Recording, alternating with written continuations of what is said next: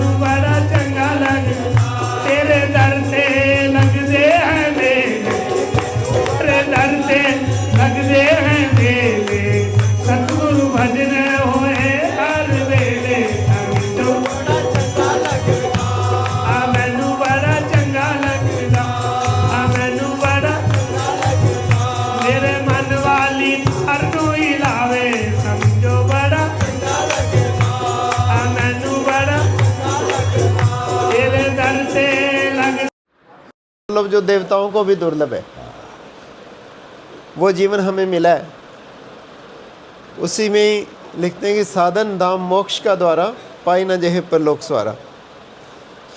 ये शरीर जो है मोक्ष प्राप्ति करने का साधन है।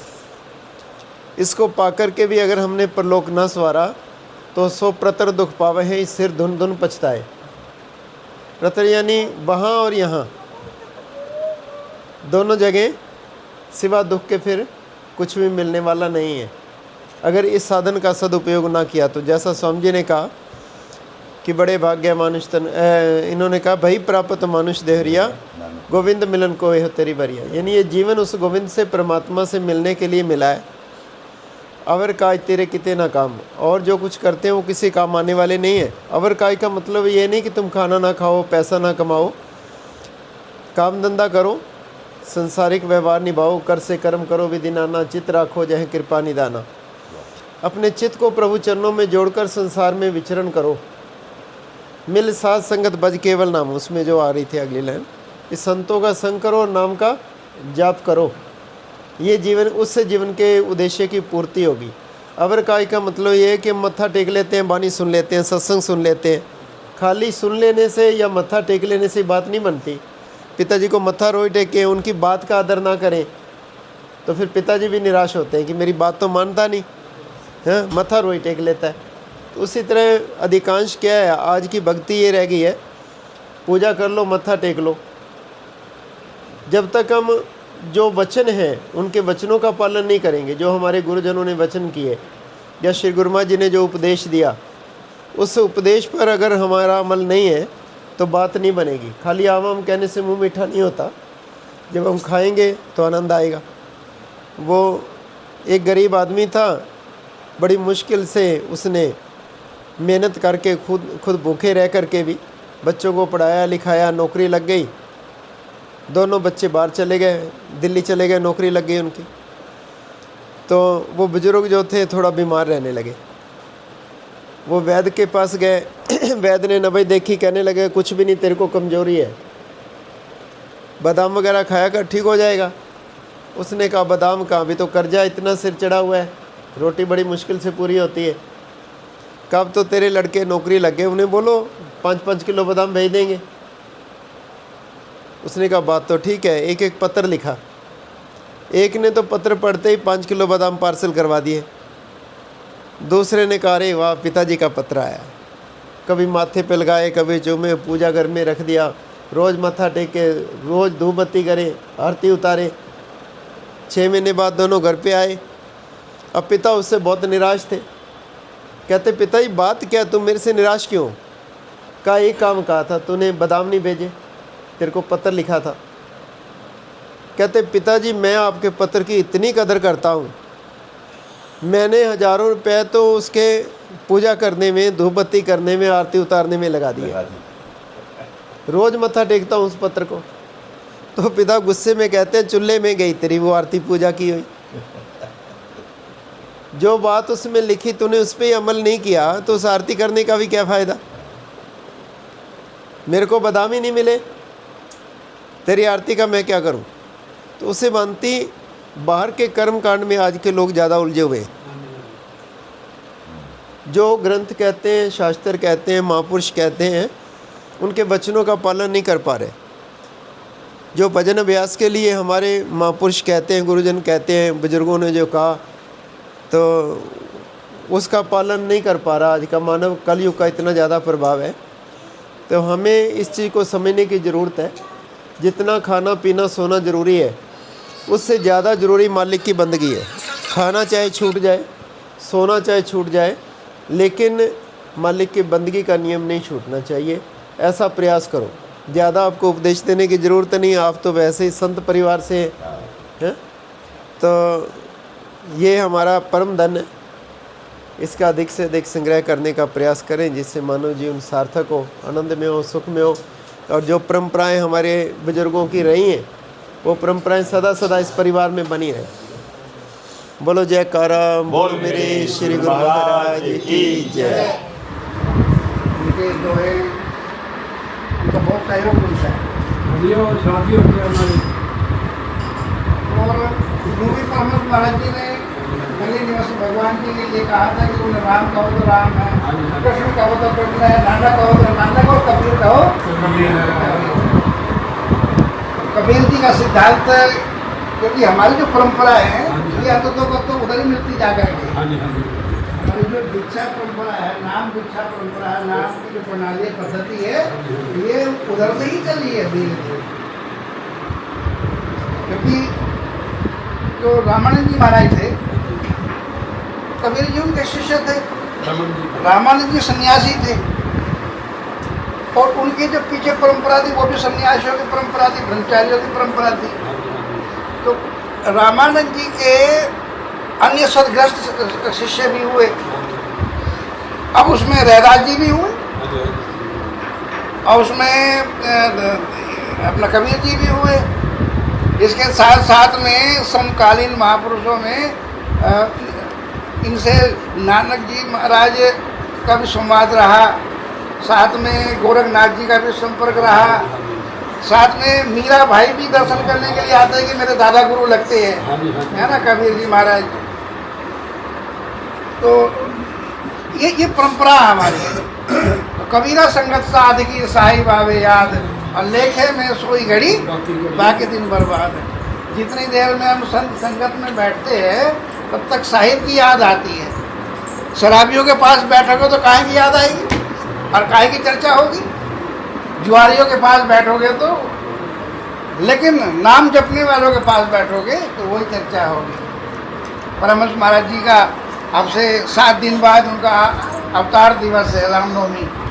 तो परमहंस महाराज जी के बहुत सारे इरशाद हैं, हजारों इरशाद यानी कि वचन है। सच्चिदानंद प्रकाश के नाम से ग्रंथ कभी मौका मिले पढ़िएगा, और उसमें एक इरशाद जो प्रासंगिक बात है वो मैं कहने जा रहा हूँ। तो कबीर जी कोई सन्यासी, कोई संत थे, और मौज में अपना जंगलों में रहते, तपस्या करते, भजन करते, बड़े एकानंदी आत्मारामी। कई राजा उनके शिष्य थे, जैसे परमहंस महाराज जी के शिष्य थे। तो एक राजा ने आग्रह किया कि महाराज जी का भी चरण डालो। वो फक्कड़ सन्यासी अपने आगे राजा के महल में प्राय आ भी जाया करते थे, तो ज्ञान चर्चा होती थी, फिर चले जाते थे। लेकिन एक दिन क्या हुआ कि वो रानी का 9 लाखा हार टंगा हुआ है, और अक्सर वो टंगा ही रहता था, कभी मौके पर पहन लिया करती थी। लेकिन उस दिन पता नहीं बाबा जी को क्या सूझा, उसने सोचा कि किसी मौके पर काम आएगा, किसी को पता थोड़ी चलेगा। वो उठा करके 9 लाखा हार जोड़ी में डाल दिया बाबा जी। कभी ऐसा भाव नहीं आया और कभी ऐसा नुकसान भी नहीं किया। और बाबा जी ले आए, रात को नींद नहीं आ रही, ये तूने क्या अपराध कर दिया। भजन ध्यान आरती पूजा के बाद में जब वो सोया तो नींद नहीं, सुबह भोर में ध्यान में बैठे तो ध्यान में भी फिर वही बवाल की, तूने क्या अपराध कर दिया, तेरे पे कितना भरोसा करते हैं, तेरा शिष्य है, वो शिष्य है तेरी वो रानी, और तू उसका 9 लाखा हार ले आया है? अपने आप को कोसे, अपने आप को है ना लानत दे। लेकिन उधर पूरी रात महल में धमा चौकड़ी मची। 9 लाखा हार था, गया कहाँ, चोरी किसने किया? इस बांदी ने किया, उस महिला ने किया, उस नौकरानी ने किया, उस नौकर ने किया। सब गार्डों की तलाशी पिटाई, है ना। गुरुजी तो कर नहीं सकते, अक्सर आते रहते, टंगा रहता, कभी नहीं किया गुरुजी ने। और बाहर का तो कोई गुरुजी ही आए, बाकी तो सारे भीतर के ही है। ये किया भीतर वालों नहीं है। गुरुजी पे तो किसी का ख्याल ही नहीं किया, गुरुजी ऐसा क्यों करेंगे। त्यागी आदमी, जंगलों में रहने वाले। लेकिन बाबा जी छोड़ा भाड़ में जाए भजन ध्यान, है ना, पहले महल में जाता हूँ। इसने तो मेरी नींद खराब करी, भजन खराब किया। अब पता नहीं वहाँ क्या खराबी कर रहा होगा, ये विचार मेरा कृत्य है। आइए महाराज, आइए आइए आइए आइए। आपस में ताना कानाफूसी चल रही है, ताना तनी चल रही है। बोले पहले सारे इकट्ठे हो जाओ। कहते कि क्या बात है महाराज जी, आज सुबह सुबह? कहते जल्दी इकट्ठे हो। सारा मंत्रालय बुला लिया, सारे लोग स्टाफ के बुला लिए। कहा कि हार को लेकर के परेशान है ना, ये लो हार। कहते महाराज जी ये आपके पास, हम तो आपको ऐसा सोच ही नहीं सकते आप ऐसा कर सकते, आपकी झोली में कैसे आया? कहते मैं बाद में बताऊंगा, पहले ये बताओ कि मुझे जो दोपहर को लंच कराया था वो किसने कराया, कहाँ से आया वो? ये तो बात तो महाराज जी, ये तो रसोईया ही बताएंगे। बुलाओ उनको। रसोईया से पूछा कि मेरे को जो भोजन कराया था वो कहाँ से आया था? कहते कि जी फला के यहाँ पार्टी थी, उसने परोसा दिया था। अब वो परोसा, हमने सोचा कि माल है बहुत सारा, है ना, संतों को तो मिलता नहीं है ना, फल फूल खाने वाले, तो महाराज जी को भेंट कर देते। कहते हो पार्टी किसने दी थी, वो भी बुलाओ उसको। आ गया वो मंत्री, आ गया, है ना, भाई तेरे पास ये माल कहाँ से आया? कहता क्षमा करो। कहता चलो क्षमा किया, पर बात बता ये माल कहाँ से आया? कहता है कि जो फला जो स्मगलर है ना, उसने मेरे को परसेंट दिया था वो परसेंट ही मेरे को दिया था, है ना। और महाराज मैंने फिर सोचा कि अकेला खाऊंगा तो गड़बड़ होगा, पार्टी कर देता हूँ, नाम भी हो जाएगा, है ना, बहुत तगड़ी पार्टी करी, है ना। तो मेरे राजा की दृष्टि में मैं ऊंचा भी कहलाऊंगा, तो जानपुर करता है महाराज, मारो या छोड़ो, है ना, ये माल तो अब स्मगलर कहाँ से लाता है मुझे नहीं पता। कहना बुलाओ उस नाले। कहते भी ये मामला क्या है? कहते कि मेरा तो धंधा है, मारो या काटो, है ना। वो परसेंटेज मैं इसको देता मंत्री को, और मंत्री मेरे को देता, मैं इसको संरक्षण देता हूँ, है ना। तो वो मामला है। तो राजा को कहा कि गलती ना तो समझना रानी की है, किसने आग क्यों टांगा, और सच पूछो तो गलती मेरी है ना। गलती मेरी है कि मैंने ऐसा अनाज खाया। तो अन्न ही वही ब्रह्म, हमारे उपनिषदों में आता अन्न ही ब्रह्म है। तो जैसा खाए अन्न वैसा हो जाए मन, जैसा पिए पानी वैसी हो जाए वाणी, जैसा करे आहार वैसा हो जाए व्यवहार। तो साधकों को भी, गुरुमुखों को भी और सन्यासियों को भी इस चीज़ का भी ध्यान रखना पड़ता है।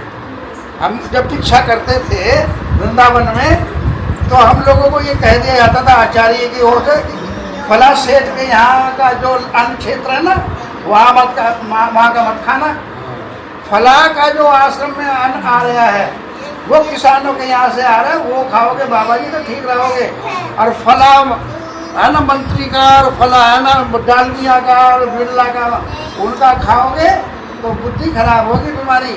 तो हम भिक्षा करते थे, 5 साल भिक्षा करके खाए वृंदावन में। तो इस बात का हम लोग ध्यान रखते थे।